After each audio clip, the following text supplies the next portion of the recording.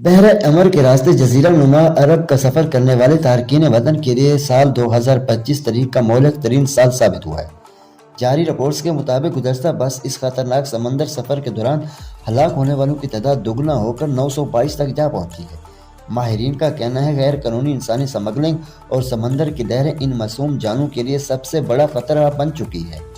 اسلام آباد کے ایوان صدر میں صدر آصف علی زرداری کی زیر صدارت ایک اعلیٰ سطح کا اہم اجلاس منعقد ہوا۔ اس اجلاس میں وزیر اعظم شہباز شریف اور فیلڈ مارشل سید عاصم منیر سمیت وفاقی کابینہ کے اہم رکن نے شرکت کی۔ اجلاس میں ملک کی موجودہ سیکورٹی صورتحال اور اہم قومی معاملات پر تفصیلی مشاورت کی گئی ہے، جسے سیاسی حلقوں میں انتہائی اہمیت کا حامل قرار دیا جا رہا ہے۔ امریکی اخبار کا دعویٰ ہے کہ ایرانی حملوں کے بعد مشرق وسطی میں امریکی فوجی اڈے ناقابل رہائش ہو گئے ہیں اور فوجیوں کو ہوٹلوں میں منتقل ہونا پڑا ہے۔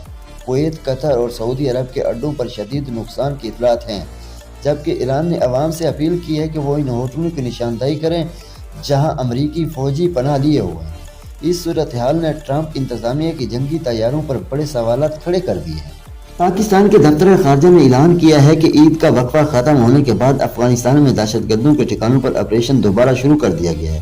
ترجمان طاہر حسین کا کہنا ہے کہ یہ کارروائیاں اپنے ہدف کے حصول تک جاری رہیں گی۔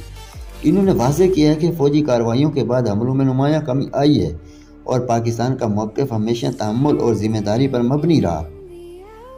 روسی صدر پیوٹن نے دنیا کو خبردار کیا ہے، ایران جنگ کے نتائج کو روکنا وبا سے بھی زیادہ بھیانک ہو سکتے ہیں۔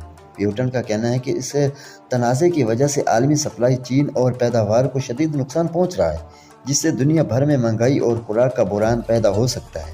انہوں نے زور دیا ہے کہ ان بڑے چیلنج سے نمٹنے کے لیے روس کو متحدہ اور مضبوط ہونا ہوگا۔